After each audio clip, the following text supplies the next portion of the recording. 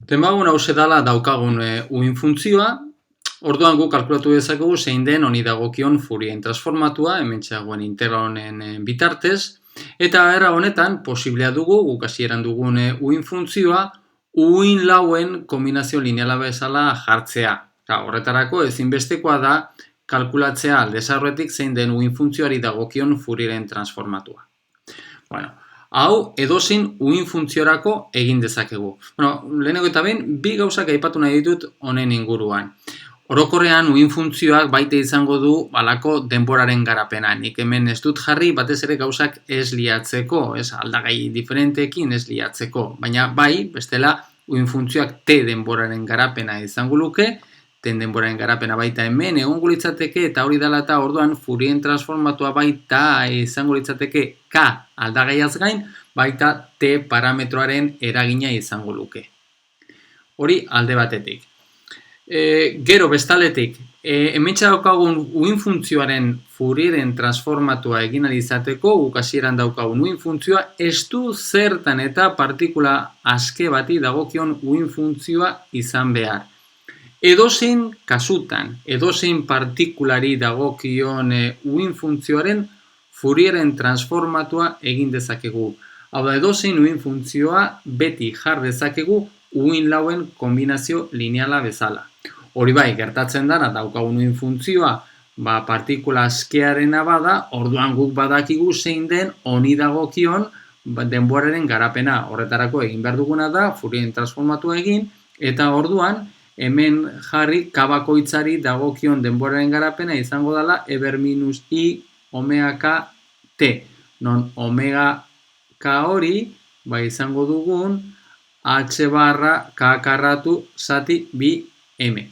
Baina hau bakarrik partikula askea bada. Partikula askea ez bada, denboraren garapena izango da oso diferentea, aztertu behar izango duguna, baina edozein kasutan ere guk beti egin dezakegu partikula horren uin funtzioari dagokion Fourieren transformatua. Bueno, hori esan eta gero, hemen egin nahi duguna zera dugu. Gu badakigu uin funtzio hori normalizatuta egonik, orduan uin funtzio hori ondorengo erlazio hori betetzen dela. Uin funtzioarekin lotutako dentsitate probabilitatearen integrala espazio osoan eginda, hau da psi konjukatua bider psiren diferentzialek integrala espazio osoan egonda, batekoa eman behar duela, ze hau uin funtzioarekin lotuta dugun dentsitate probabilitate bezala kontxiatzen dugu. Bueno, hementxe dugun galdera, aztertu nahi dugun galdera, ondorengoa da. Hau bada, hementxe dagoen erlazioa bada uin funtzioa betetzen duena, zein da dagoen hementxe dagoen erlazioak ze erlazio inposatzen du uin funtzioari dagokion Fourieren transformatua. Bi. Ze, klaro, erlazio hau betetzen badu, uin funtzioak erlazio hau betetzen badu, ziurrenik Fourien transformatuak beste agian antzeko erlazioren bat beteko du. Eta hori da hemen aztertu nahi duguna. Horretarako egingo duguna da, hementxe dagoen integral honetan, ordezkatuko dugu daukagun uin funtzioen konplexu konjukatua eta psi beraiei dagozkien Fourieren transformatuekin.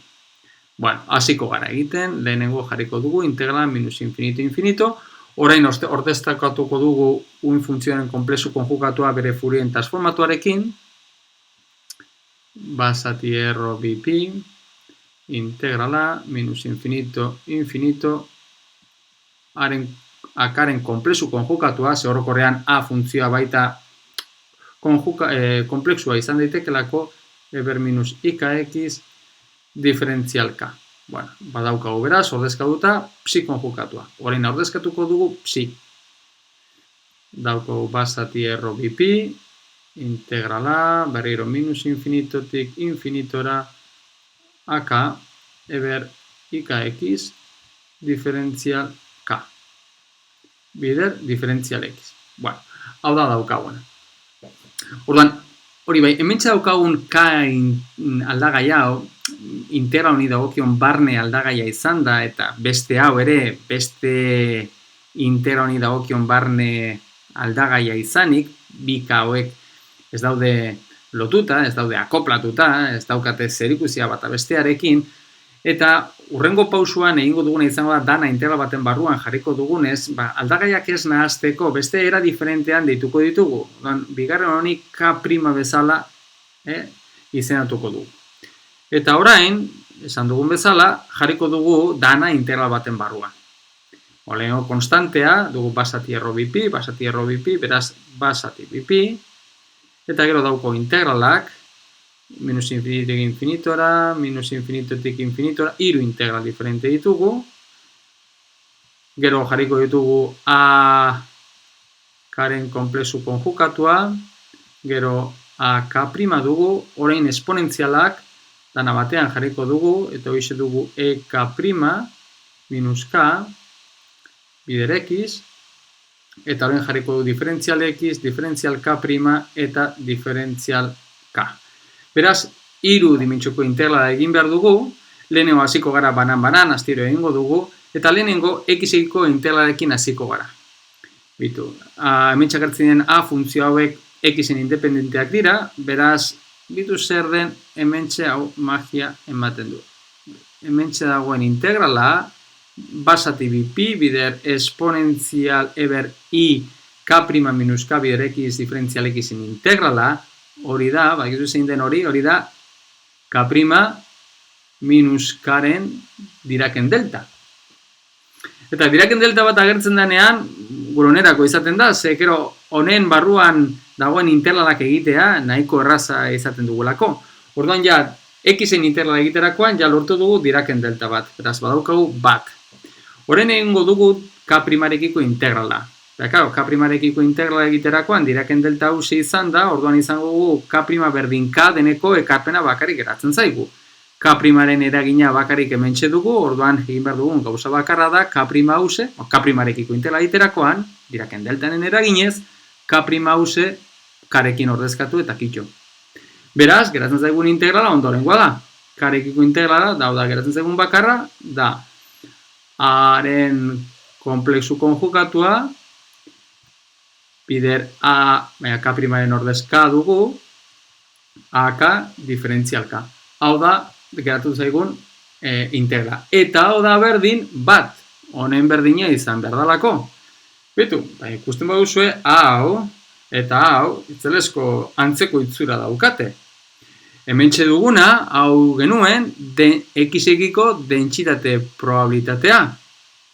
Eta hemen duguna, azken finean hemen duguna da integrala minus infinitotik infinitora A, hau da, uin funtzioaren, Fourieren transformatuaren, moduluaren karratuen integrala, dugu eta hau bat eman behar du, beraz, uin funtzioaren konplexu konjukatua, beraz, uin funtzioaren moduluaren karratua, X-en dentsitate probabilitatea interpretatzen den bezala, hementxe daukagun Fourieren transformatuaren moduluaren karratua integrala bat ematen duenez, hementxe daukagun Fourieren transformatuaren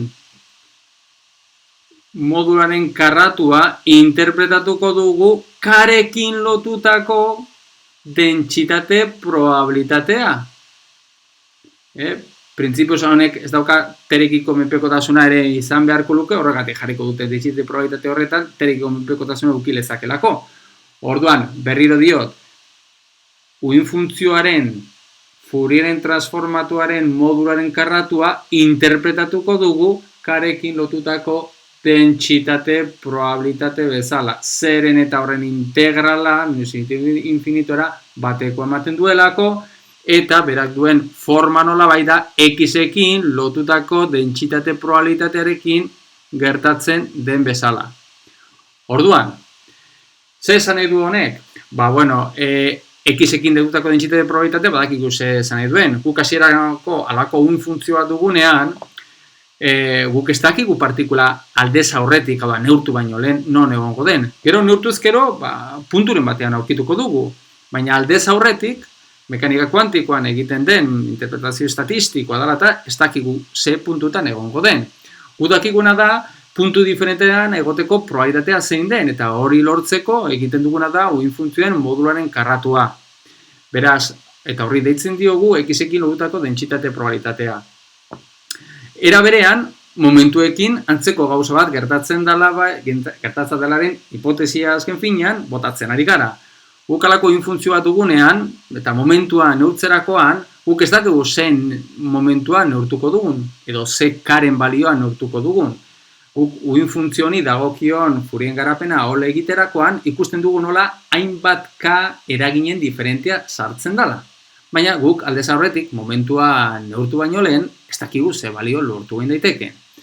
Beraz, honekin lotutako A-karen modularen karratuak ematen diguna da horren K-rekin lotutako dentsitate probabilitatea. Hau da, K diferentei dagozkien probabilitatea zein den adierazten duena. Bueno, hemen ikusten duzuen ez, erabiltzen ari garen aldagaia K dala eta horregatik esaten ari gara hause dugula K-rekin lotutako dentsitate probabilitatea. Izatez, lortu nahi badugu zein den momentuekin lotutako dentsitate probabilitatea, orduan egin bat dugun gauza bakarra da aldagai aldaketa, K-tik momentura pasatzea. Baina aldagai aldaketa ez dugu bakarrik egin behar dugu integral guzti honen barruan egin behar dugu aldagai aldaketa.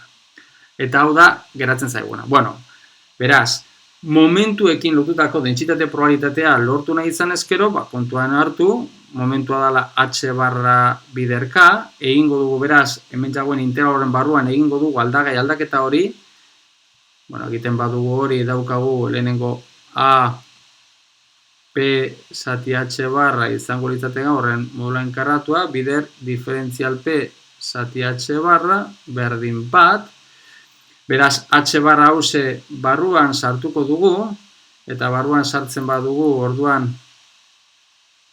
geratzen zaiguna hause dugu, modularen karratua dugunez, jarriko dugu zati ROH, eta orduan guzti hause perekiko integrala egiterakoan batekoa ematen duenez, honi deitzen diogu perekin lotutako dentsitate probabilitatea. Perekin lotutako, printzipioz baita teren eragina sartuzkero baita teren eragina izango genuena, hau izango litzateke beraz perekin lotutako dentsitate probabilitatea. Gu edozein kasutan lan egingo dugu batzutan K-rekin lotutako dentsitate probabilitatea eta perekin lotutako dentsitate probabilitatea. Guretzat, hauek dentsitate probabilitate hau oso importanteak izango dira, ze dentsitate probabilitate hau izan da, guk bai kalkulatu dezakegu momentuen, partikulaekin lotutako momentuen inguruko informazioa, adibidez momentuen batez bestekoa, momentuekin lotutako ziurgabetasunak eta horrelakoak. Beraz, badaukagu erabat, uin funtzio honetatik abiatuta, bere Fourien transformatua kalkulatuz, momentuen inguruko, partikulaekin lotutako momentuen inguruko informazioa ateratzeko. Zer esanik ez, Kopenhageko interpretazioen barruan ohikoa den bezala, ateratzen ari garen informazio estatistikoa dugu, daukagun mekanika kuantikoak duen interpretazio estatistikoa dela.